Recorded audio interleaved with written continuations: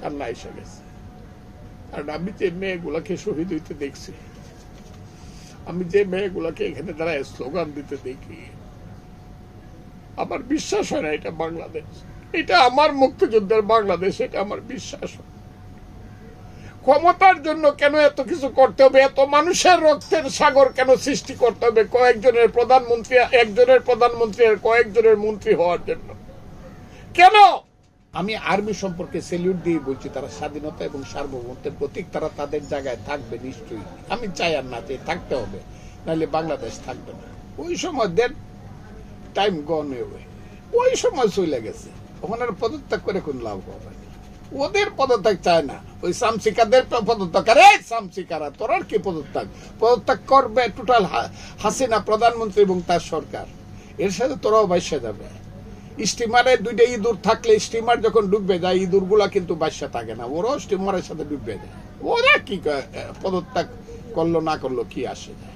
তারা যে স্বেচ্ছায় এখন বললো ওদের সরকারে চলে যাবে। আরে স্বেচ্ছায় বললো এই কারণে, এখন মনে করে পদত্যাগ করে যদি বাঁচতে পারি। বুঝতেছে আইসা গেছে, আইসা গেছে, সময় আইসা গেছে, ধরা পড়তেই হবে। আমি নিজে জানি না তারা পালাইছে কি পালায় না, আমি বলতে পারবো তারা পালায়, এটা আমি বলতে পারবো না। যদি পালায় তাকে আপাতত বাইচা গেল গণপিটুনির থেকে, থাকলে গণপিটুনি খাইতো, বাঁচলে বাঁচতেও পারতো, মরলে মরতেও পারতো, জেলখানায় যেতে পারতো।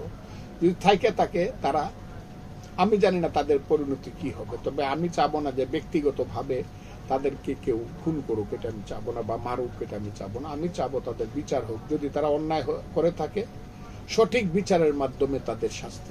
সেনাবাহিনী সম্পর্কে আমাকে প্রশ্ন করলে আমি একটা বক্তব্য, সেনাবাহিনী হলো সার্বভৌমত্বের প্রতীক, তাদেরকে এখানে থাকতে হবে। আমি চাই বা না চাই, তাদেরকে থাকতে হবে রাষ্ট্রের সঙ্গে, জনগণের সঙ্গে, সার্বভৌমত্বের সঙ্গে। সেনাবাহিনী হলো সার্বভৌমত্বের প্রতীক, আর সেনাবাহিনীর প্রধান হলো তাদের নেতা। এই নেতা আজকে আছে, সেনাবাহিনী কন্টিনিউয়াস, এটা থাকবেই, এটা পার্মানেন্ট। সেনাবাহিনীর যিনি নেতা, যাকে সিএএস বলে আমাদের দেশে, চিফ অফ আর্মি স্টাফ, অনেক দেশে বলা হয় সিএনসি, কমান্ডার ইন চিফ, উনি সিএএস, ওনার নাম হলো ওয়াকারুজ্জামান। ওনার সম্পর্কে আমি বলছি কথা, আমি আর্মি সম্পর্কে স্যালিউট দিয়ে বলছি, তারা স্বাধীনতা এবং সার্বভৌমত্বের প্রতীক, তারা তাদের জায়গায় থাকবে নিশ্চয়ই। আমি চাই আর না চাই থাকতে হবে, নাহলে বাংলাদেশ থাকবে না। সঠিকভাবে তারা তাদের জায়গায় থাকতে হবে। আর সেনাবাহিনীর প্রধান সম্পর্কে আমি যে কোনোভাবে কিছু কথা বলে ফেলছি। এক নম্বর হলো তার বাড়ি গ্রেটার ময়মনসিংহ। বৃহত্তর ময়মনসিংহের মানুষ একটু একটু অনেক বেশি ব্যক্তিত্ব, সাহসী হয়। বৃহত্তর নাইল্লাক্ষেতের সিফাত থেকে জন্ম হয়েছে। নাইল্লাক্ষেতে মানে আমাদের দেশে পাটক্ষেত বলে। বৃহত্তর ময়মনসিংহের মানুষের একটা সাহসিকতা থাকে, এই কারণেই তার এলাকাতে জন্মগ্রহণ করছেন। আমি আগেও বলছি, এখনো বলছি, শেরপুরে জন্ম, যার তার বাড়ি হলো শেরপুর। উনি একটা সম্ভ্রান্ত পরিবারের ছেলে। তার দাদা খান বাহাদুর ফজলুর রহমান 1946 সনে এমএলএ ছিলেন। সেইগুলো আমি সব জানি, আমি যা, কারণ আমার বাড়িও বৃহত্তর ময়মনসিংহে, আমি জানি তো সব। আমি সব, কোথায় নাইলতাবাড়ি, কোথায় শ্রীবর্দী, কোথায় শেরপুর, কোথায় নকলা, সব আমি জানি, কার বাড়ি কোথায়।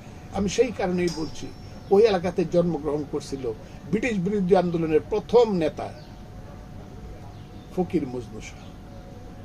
তিনি পরে শহীদ হয়েছিলেন কাপাসিয়া। কাপাসিয়া তখন ময়মনসিংহের মধ্যেই ছিল, গাজীপুর ছিল না, নাম ছিল ভাওয়ালগড়।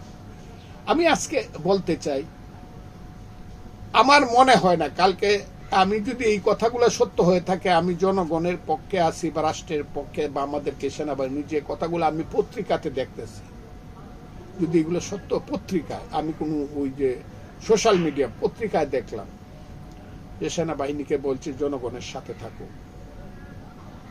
সেনাবাহিনী গুলি ছুড়বে না বিনা কারণে, আমি তাকে সেলুট জানালাম। বয়স উনি আমার ছোট হবেন, আমি তাকে এই জায়গাতে তাকে থাকতে হবে। আমি বলেছি, ভালো কিছু না করতে পারলে, কোনো কারণে যদি জাতীয় আন্তর্জাতিক কারণে ভালো কিছু না করতে পারেন মিস্টার ওয়াকারুজ্জামান, মানুষের বুকে গুলি চালায়েন না, প্রয়োজনে পদত্যাগ করেন।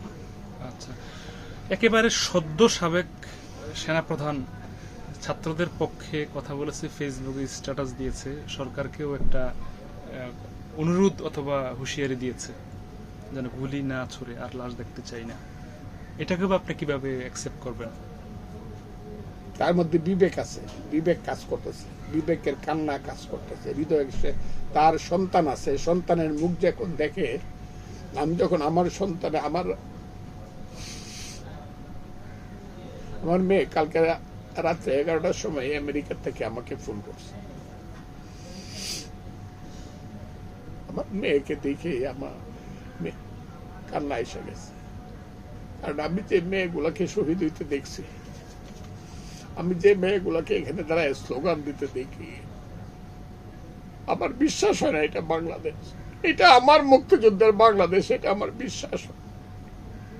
ক্ষমতার জন্য কেন এত কিছু করতে হবে? এত মানুষের রক্তের সাগর কেন সৃষ্টি করতে হবে কয়েকজনের প্রধানমন্ত্রী, একজনের প্রধানমন্ত্রী আর কয়েকজনের মন্ত্রী হওয়ার জন্য? কেন কেন বাঙালি জাতি রাষ্ট্রটা এত বড় ধ্বংস করলো? আমার এটা আই এম সরি, কারণ যেহেতু আমি কালকে, আমার মেয়েটাও খুব কাঁদতেছিল কালকে।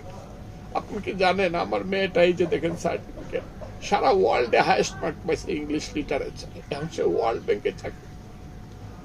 সেই মেয়েটা কাঁদতেছিল, আমিও কারণ ওর মুখটা দেখে আমার মনে হইতেছিল ওই যে, আমি বলছি বাবারে 4 বছর বয়সে তুই যেমন আমার বুকে ঘুমাইতে, আমি দেখলাম মিরপুরে এবং নারায়ণগঞ্জে 2টা শিশু বাপের কুল থেকে মরে গেছে।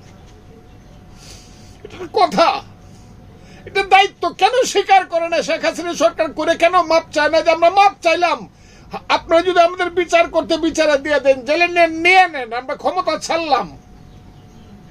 ক্ষমতা কি এমন একটা জিনিস? কি হয় এসব? কিছু চুরি চুট্টামি করা, কিছু সালমান রহমান, কিছু সামিট গ্রুপ, কিছু ডাকাত, কিছু এসালাম গ্রুপ, কিছু আকবর গ্রুপ সৃষ্টি করা, ডাকাতি করে, ডাকাত সৃষ্টি করার জন্য, লুটেরা সৃষ্টি করার জন্য, বেনজির সৃষ্টি করার জন্য, আজিজ সৃষ্টি করার জন্য, কাশেম মতিউর সৃষ্টি করার জন্য, ড্রাইভারের 300 কোটি টাকা, পিয়নের 400 কোটি টাকা বানানোর জন্য ক্ষমতা। এই ক্ষমতার দরকারটা কি বাংলাদেশে? এই ক্ষমতার দরকারটা কি? দিনের ভোট রাতে দিলেন এই ওই চোর ডাকাইতের, ভোট ডাকাইতের বাচ্চারা দিনের ভোট 3 বার রাতে দিছ, 1400 না 1800 2400। নিশিরাইতের এমপির বাচ্চারা আবার বলে আমরা লিগেল সরকার। নিশিরাইতের আমার সামনে কয় তুই কোন এলাকার এমপি? একটা মুচি আছে ওই যে আমার হাইকোর্টের সামনে জুতা সেলাই করে, ওর সাথে দাঁড়ায় দেখ ফেয়ার বুটে এখন পাস করতে পারোস কিনা। দেশটা ধ্বংস করে দিছে, বাঙালি জাতিকে ধ্বংস করে দিছে। বাঙালি জাতির যে ফাউন্ডিং ফাদার্স যারা যুদ্ধ করছিল, সামরিক বাহিনী, উসমানীর নেতৃত্বে, জিয়াউর রহমান, খালেদ মুশাররফ, এদের নেতৃত্বে 11টা সেক্টরে যারা যুদ্ধ করছিল, সৈয়দ নজরুল তাজউদ্দিনরা যে মুজিবনগর সরকার করছিল, শেখ মুজিবুর রহমান জেলখানায় গেছিল, তারপরে রাষ্ট্রপতি আছিল। এই যে লাখ লাখ মুক্তিযোদ্ধা যুদ্ধ করছিল, 30 লক্ষ মানুষ জান দিয়েছিল, সোনার সংসার পুরিয়া সরকার হয়েছিল, 2 লক্ষ মানুষ ইজ্জত, মা বোন ইজ্জত দিছিল, সব শেষ করলি শুধু ক্ষমতার জন্য। রাজাকারের বাচ্চারা, তোরা ক্ষমতায় এই মুহূর্তে পদত্যাগ করতে হবে, তা না হলে কোনো কারণে যদি বাংলাদেশের স্বাধীনতা চলে যায়, তোদের ভুলের জন্য এবং তোদের গোয়ার্তেমুর জন্য এবং তোদের খুনের জন্য সেই হিসাব ইতিহাসে তোমাদেরকে দিতে হবে। কথাটা খুব ক্লিয়ার। আমার মেরে ফেলো এসে গুলি করে। আমার চেয়ে শেখ হাসিনা 1 বছরের বড়, তার মন্ত্রিসভায় আমার চেয়ে সিনিয়র কোনো পলিটিশিয়ান নাই। আমি চ্যালেঞ্জ করলাম, আমি 40 বছর আওয়ামী লীগ করছি, তার মন্ত্রিসভা আমার চেয়ে সিনিয়র কোনো লোক নাই। আমি তাদেরকেই বলছি, এই কে রে তোরা বাংলাদেশে কে রাজনীতি করস? হাইব্রিডের বাচ্চারা সব বৈশা রয়েছে, সব সময় আমি নাম ধরে বলতে পারি। এইসব দুষ্কর্ম যারা করছে, ওই একটা এখন মাপসায় হাত জোর করে আমি কইছি, ওই রাজাকারের বাচ্চা ছাড়া এত মিথ্যা কথা বলতে পারে না। ওই যে কি, ওই যে টেলিফোনের যে বন্ধ করে রাখছিল যে ইন্টারনেট, পলক, এই পলক, রাজাকারের বাচ্চা ছাড়া এত মিথ্যা কথা কেউ বলতে পারে না। আরেকটা আছে ওই যে আরাফাত, হ্যাঁ, বাপ দাদার নাম নাই, সান মোল্লের বিয়ে। এই তুই কে রে বাংলাদেশের রাজনীতিতে? কে আরাফাত? কে বাংলাদেশের রাজনীতিতে? আমি সব সময় বলি, কোথায় আওয়ামী লীগের সিনিয়র নেতারা তো এখনো জীবিত আছে, আর নাম নাই বা বললাম, ওরা মরে না কেন? আমি তাই আপনাকে বলছি, এটা শেষ হবে। হ্যাঁ, এখন কি জিজ্ঞাসা করতে, কি জিজ্ঞাসা করো? হাসিনা তো চলে যাবে। হাসিনা চলে না গেলে বাংলাদেশ চলে যাবে।